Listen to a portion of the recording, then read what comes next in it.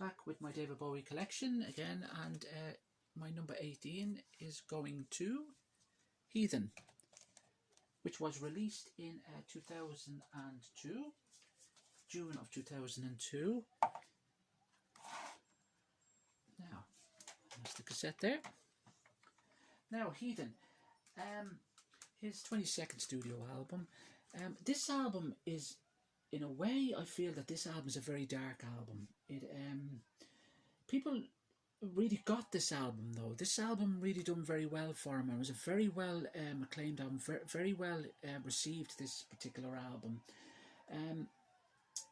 The sound on this album, I think a lot of the influences came the fact that it was recorded between the 9/11 attacks, and I think a lot of the concept, the influence of this album came from that particular disaster. The album is, as I said, is I feel that Bowie's writing on this album is very dark. The lyrics are very kind of haunting as such, and it's probably his darkest album probably since The Man Who Sold the World. Although there's some fantastic songs on this particular album, and he's worked with really fantastic musicians on this album, and they really shine too. People like Thorne, again, David Thorne, and people like Jerry Leonard, of course, who's on this album as well.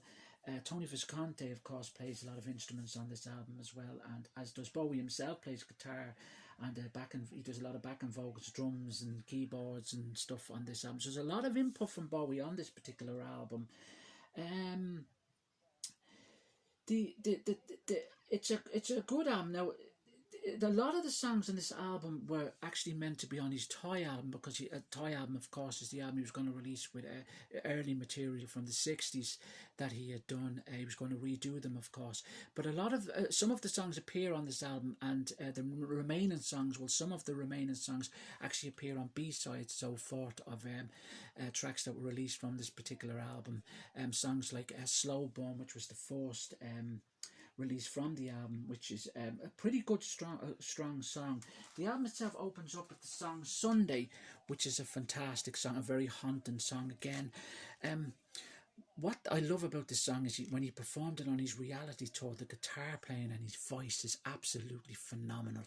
Really is. The way Earl Slick and Jerry Leonard played the guitar on the actual reality tour is absolutely brilliant. Cactus, of course, which is the cover version of the Pixies song, another great song. Slip Away, which is going back to his 60s again. Uncle Arthur phase and such. Slow Burn, a great song. Afraid, another great song. I've Been Waiting for You, the cover of the Neil Young song, another great song. I Would Be Your Slave is another fantastic song.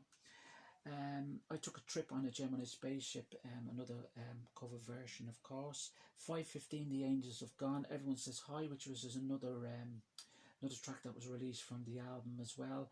A Better Future and Heed in the Rays, another very haunting track. Great song to close the album with. Yeah, there's a lot of kind of instruments involved in this album as well. You've got a lot of violin and cello and things like that, and it really works. It's a very much a kind of a new kind of not so much style for Bowie, but it's kind of creating a lot of new sounds on this album.